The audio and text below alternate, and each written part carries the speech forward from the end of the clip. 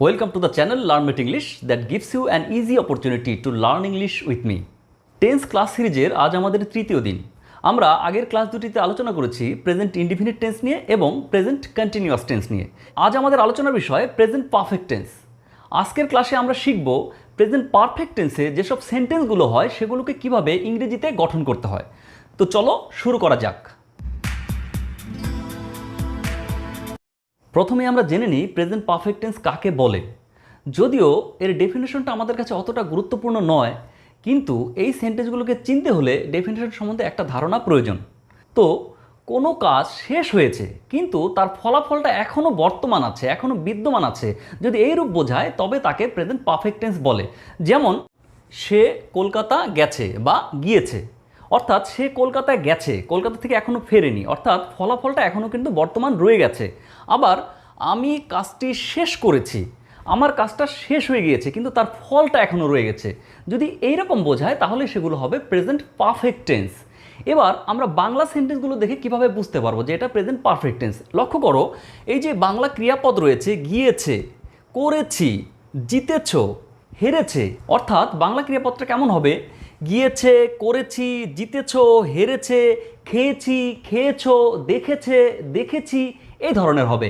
তাহলে আমরা বাংলা ক্রিয়াপদটা দেখেও কিন্তু বুঝতে পারবো যে এই সেন্টেন্সগুলো হচ্ছে প্রেজেন্ট পারফেক্ট টেন্সের অন্তর্গত। এবার আমরা দেখব এই সেন্টেন্সগুলোকে কিভাবে ইংরেজিতে পরিবর্তিত করতে হয়। আমরা প্রেজেন্ট পারফেক্ট টেন্সের ইংরেজি সেন্টেন্স কিভাবে লিখতে পারি, খুব সহজ একটা সূত্র রয়েছে। আমরা শুধু ওয়ার্ডগুলোকে সেই সূত্রে ফেলে দেব, তাহলে কিন্তু খুব সহজেই ইংরেজিতে আমরা সেন্টেন্সগুলো বলতে পারবো বা লিখতে পারবো। তাহলে সূত্রটা লক্ষ্য করো। সবার প্রথমে হবে সাবজেক্ট, তারপর সাবজেক্ট অনুযায়ী হ্যাভ অথবা হ্যাজ, তারপর V3 অর্থাৎ ভার্বের থার্ড ফর্ম। ভার্বের থার্ড ফর্ম মানে past participle form of verb, ভার্বের পাস্ট পার্টিসিপল ফর্ম। এরপর অবজেক্ট বসবে। এবার আমরা সেন্টেন্সগুলো দেখে নিই এবং সেগুলো ট্রান্সলেশনগুলো করছি। আমি যে বাংলা সেন্টেন্সগুলো লিখে রেখেছি এগুলোকে ইংরেজিতে পরিবর্তিত করব এই সূত্রটা ব্যবহার করে। তাহলে তোমাদের কাছে ব্যাপারটা একদম জলের মতো পরিষ্কার হয়ে যাবে। দেখো, প্রথম সেন্টেন্সটা রয়েছে সে কলকাতা গেছে বা কলকাতা গিয়েছে। তাহলে সাবজেক্টকে, সাবজেক্ট হচ্ছে হি অর্থাৎ সে। এবার হির সঙ্গে কি হয়? যদি থার্ড পারসন সিঙ্গুলার নাম্বার হয় তাহলে হ্যাজ হয়, আর অন্য সকল ক্ষেত্রে হ্যাভ হবে। বাকি সমস্ত ক্ষেত্রে হ্যাভ, শুধু থার্ড পারসন সিঙ্গুলার নাম্বার যদি হয় তাহলে হ্যাজ হবে। থার্ড পারসন কোনগুলো? আই এবং ইউ, এই দুটো বাদে বাকি সব থার্ড পারসন, কিন্তু সেটা সিঙ্গুলার নাম্বার হতে হবে, তাহলে হ্যাজ হবে। কিন্তু প্লুরাল নাম্বার হলেই কিন্তু সেখানে হ্যাভ হবে। অর্থাৎ থার্ড পারসন সিঙ্গুলার নাম্বার হলে হ্যাজ, আর বাকি সমস্ত ক্ষেত্রে হ্যাভ হবে। এবার হি এর সঙ্গে তাহলে হবে হ্যাজ। তাহলে হি হ্যাজ গিয়েছে, যাওয়া ইংরেজি গো। এবার গোর থার্ড ফর্ম হচ্ছে gone. He has gone to Kolkata. He has gone to Kolkata. এবার আমি কাজটি শেষ করেছি, তাহলে আমি, সাবজেক্ট হচ্ছে আই, আয়ের সঙ্গে বললাম হ্যাভ হবে। তাহলে সূত্রের হ্যাভ হলো আই হ্যাভ। এবার শেষ করেছি, শেষ করা ইংরেজি হচ্ছে ফিনিশ। তাহলে I have third form finished.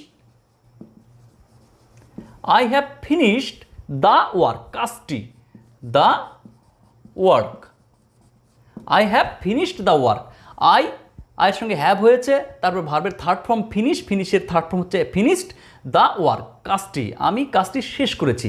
এবার তুমি পুরস্কারটি জিতেছ, সাবজেক্টকে, সাবজেক্ট হচ্ছে তুমি, ইউ। ইউ এর সঙ্গে তাহলে হ্যাভ হবে। তাহলে ইউ হ্যাভ পুরস্কারটি জিতেছ। এবার জেতা ইংরেজি উইন, উইনের থার্ড ফর্ম হচ্ছে ওন। তাহলে ইউ হ্যাভ ওন দ্য, কি জিতেছ? প্রাইজ, পুরস্কার। You have won the prize. এবার তারা ম্যাচটা হেরেছে, তারা plural number, they third person কিন্তু প্লুরাল নাম্বার, দে। তাহলে দের সঙ্গে কি হবে? Have. They have lost the match. They have lost the match. Subject they, দের সঙ্গে হ্যাভ হয়েছে, ভার্বের থার্ড ফর্ম লস্ট, কি হেরেছে? ম্যাচটা, দ্য ম্যাচ। এবার এই ধরনের অনেক সেন্টেন্স তোমরা বাড়িতে নিজেরা তৈরি করবে এবং এই সূত্রটা ব্যবহার করে সেগুলোকে ইংরেজিতে ট্রান্সলেট করবে। তাহলে দেখবে প্রেজেন্ট পারফেক্ট টেন্সের যে কোনো সেন্টেন্স তোমরা ইংরেজিতে সহজে ট্রান্সলেট করতে পারছো। যেমন ধরো তারা একটি ময়ূর দেখেছে, they have seen a peacock. Ram একটা মাছ ধরেছে, Ram has caught a fish. এই ধরনের। এবার আমরা এই সেন্টেন্সগুলোকে নেগেটিভ সেন্টেন্সে পরিবর্তিত করব। আমরা দেখব এই সেন্টেন্সগুলোকে কিভাবে নেগেটিভ সেন্টেন্সে পরিবর্তিত করা হয়। আমরা আমাদের প্রেজেন্ট ইনডিফিনিট এবং প্রেজেন্ট কন্টিনিউয়াস টেন্সের আলোচনাতেও আমরা সেন্টেন্সগুলোকে নেগেটিভ সেন্টেন্সে পরিবর্তিত করেছি। এছাড়াও আমি নেগেটিভ সেন্টেন্স তৈরি করার একটি সেপারেট ভিডিও তৈরি করে রেখেছি, তোমরা গিয়ে সেটাও দেখতে পারো। তাহলে চলো এই সেন্টেন্সগুলোকে আমরা নেগেটিভ সেন্টেন্সে পরিবর্তিত করি। এবার লক্ষ্য করো, আমি ওই সেন্টেন্সগুলোকেই নেগেটিভ সেন্টেন্সে পরিবর্তিত করেছি। সে কলকাতা যায়নি, আমি কাজটি শেষ করিনি, তারা ম্যাচটা হারেনি। এই সবগুলো সেন্টেন্সই কিন্তু নেগেটিভ সেন্টেন্স। এবার আমরা নেগেটিভ সেন্টেন্স কিভাবে তৈরি করব। আমি আগের ক্লাসগুলোতেই বলেছি, যদি অক্সিলিয়ারি ভার্ব থাকে তবে তারপরে একটা নট বসাতে হবে। তাহলে এখানে অক্সিলিয়ারি ভার্ব রয়েছে হ্যাভ অথবা হ্যাজ। এবার হ্যাভ এবং হ্যাজের পর শুধু একটা নট বসাতে হবে। শুধু একটা এই জায়গাটাতে একটা নট বসবে। যদি আমরা অক্সিলিয়ারি ভার্বটির পর একটা নট বসাই তাহলে কিন্তু সেন্টেন্সটা নেগেটিভ সেন্টেন্সে পরিবর্তিত হয়ে যাবে। এবার আমরা সেন্টেন্সগুলোকে ইংরেজিতে করছি। দেখো, সে কলকাতা যায়নি, তাহলে he has not gone to Kolkata.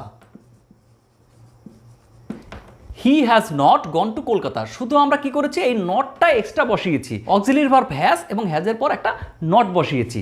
এবার পরের সেন্টেন্সটা দেখো, আমি কাজটি শেষ করিনি। আগেরটা ছিল আমি কাজটি শেষ করেছি, I have finished the work. তাহলে আমি কাজটি শেষ করিনি, I have not finished the work. I have not finished the work. I have not finished the work. এবার তারা ম্যাচটা হারেনি। আগের সেন্টেন্সটা কি ছিল, তারা ম্যাচটা হেরেছে। তাহলে আমরা কি লিখেছিলাম, they have lost the match. এবার তারা ম্যাচটা হারেনি, তাহলে they have not lost the match. তাহলে they have not lost the match. They have not lost the match. হ্যাভের পরে একটা নট বসিয়েছি। তাহলে ক্লিয়ার হয়ে গেল। তাহলে প্রেজেন্ট পারফেক্ট টেন্সের যে কোনো নেগেটিভ সেন্টেন্স এই সূত্র অনুযায়ী হবে। এবার আমরা দেখব প্রেজেন্ট পারফেক্ট টেন্সের সেন্টেন্সগুলোকে কিভাবে ইন্টারোগেটিভ সেন্টেন্সে পরিবর্তিত করা যায়। এবার দেখো, আমি কয়েকটি ইন্টারোগেটিভ সেন্টেন্স লিখেছি। সে কি কলকাতা গিয়েছে? রাম কি লোকটিকে সাহায্য করেছে? তুমি কি পুরস্কারটি জিতেছ? একটা জিনিস লক্ষ্য করো, এই ইন্টারোগেটিভ সেন্টেন্সের অ্যান্সারগুলো কিন্তু হ্যাঁ বা নাতে দেওয়া যাচ্ছে। দেখো দেখো, সে কি কলকাতা গিয়েছে? হ্যাঁ গিয়েছে, বা না যায়নি। রাম কি লোকটিকে সাহায্য করেছে? হ্যাঁ করেছে, অথবা না করেনি। তুমি কি পুরস্কারটি জিতেছ? হ্যাঁ জিতেছি। এবার ইন্টারোগেটিভ সেন্টেন্সগুলো যদি এই ধরনের হয় তাহলে কি করতে হবে, এই যে হ্যাভ হ্যাজ রয়েছে, এই হ্যাভ হ্যাজের মধ্যে যেটি ওই সেন্টেন্সটিতে ইউজ হবে সেটিকে শুধু সেন্টেন্সের শুরুতে বসিয়ে দিলেই কিন্তু সেন্টেন্সটা ইন্টারোগেটিভ সেন্টেন্সে পরিবর্তিত হয়ে যাবে। দেখো বলেছে সে কি কলকাতা গিয়েছে, আমরা একটু আগে করেছি সে কলকাতা গিয়েছে, হি হ্যাজ গন টু কলকাতা। এবার ওই যে হ্যাজ রয়েছে ওই হ্যাজটাকে শুধু সেন্টেন্সের শুরুতে বসাবো। তাহলে কি হবে, has he gone to Kolkata. Has he gone to Kolkata. এবার ইন্টারোগেটিভ চিহ্ন হবে। এবার রাম কি লোকটিকে সাহায্য করেছে। এবার আমরা সেন্টেন্সটাকে করি, রাম লোকটিকে সাহায্য করেছে। Ram has helped the man.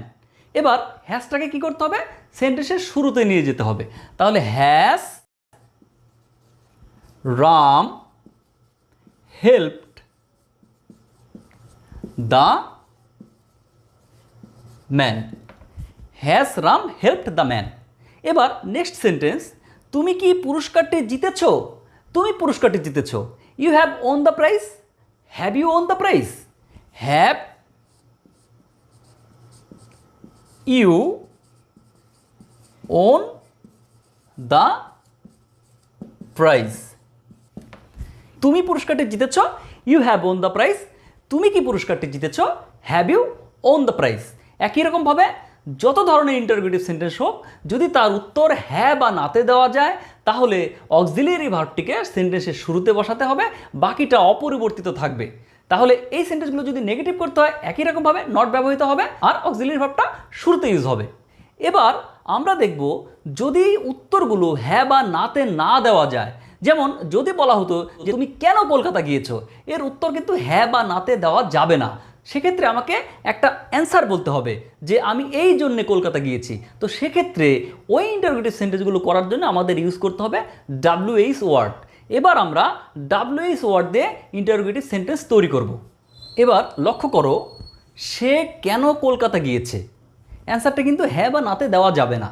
সেক্ষেত্রে কেন রয়েছে, তাহলে কেন মানে হচ্ছে হোয়াই, তাহলে আমাদের এই সেন্টেন্সটা তৈরি করতে হোয়াই ইউজ করতে হবে। পরের সেন্টেন্সটা দেখো, তুমি কখন কাজটা শেষ করেছো, টাইমটা জানতে চেয়েছে কখন, হোয়েন। তাহলে এই সেন্টেন্সটা যখন করতে যাব তখন আমাদের হোয়েন ইউজ করতে হবে। তাহলে এই WH ফ্যামিলির ওয়ার্ডগুলো ইউজ করে কিন্তু আমাদের এই সব সেন্টেন্সগুলো করতে হবে। তাহলে এর একটা সূত্র রয়েছে, সবার প্রথমে কি হবে, WH ওয়ার্ড, তারপর হ্যাভ বা হ্যাজ যেটা ইউজ হওয়া প্রয়োজন সেটা ইউজ হবে, তারপর সাবজেক্ট, তারপর V3, তারপর অবজেক্ট। তাহলে এবার আমরা সেন্টেন্সগুলোকে করছি। সে কেন কলকাতা গিয়েছে, তাহলে কেন ইংরেজি হচ্ছে হোয়াই, তাহলে হোয়াই। এবার সের সঙ্গে হ্যাজ হয়, তাহলে হোয়াই হ্যাজ, এবার সাবজেক্ট হচ্ছে হি, তাহলে why has he gone V3 to Kolkata, why has he gone to Kolkata. এবার তুমি কখন কাজটা শেষ করেছো, তাহলে কখন, কখন ইংরেজি হচ্ছে হোয়েন, তাহলে হোয়েন। এবার তুমির সঙ্গে কি হয়, তুমির সঙ্গে হ্যাভ ইউজ হয়, তাহলে হোয়েন হ্যাভ, সাবজেক্ট হচ্ছে ইউ, হোয়েন হ্যাভ ইউ। এবার শেষ করা ফিনিশড, ভার্বের third form, when have you finished the work, when have you finished the work. তাহলে এই ধরনের সেন্টেন্স যেগুলো WH ওয়ার্ড দিয়ে করতে হবে, সেক্ষেত্রে কিন্তু WH ওয়ার্ড, তারপর হ্যাভ বা হ্যাজ, তারপর সাবজেক্ট, তারপর ভার্বের থার্ড ফর্ম, তারপর অবজেক্ট ইউজ করে আমাদের এই সেন্টেন্সগুলোকে ইন্টারোগেটিভ করতে হবে। তাহলে আশা করি আজকের ক্লাসটা তোমরা বুঝতে পেরেছো। যদি তোমাদের ক্লাসটা পছন্দ হয় তাহলে লাইক করবে এবং বন্ধুদের সাথে অবশ্যই শেয়ার করবে এবং চ্যানেলটিকেও সাবস্ক্রাইব করবে। আজকের মতো এতটুকুই, দেখা হচ্ছে আগামী ক্লাসে, ভালো থাকবে।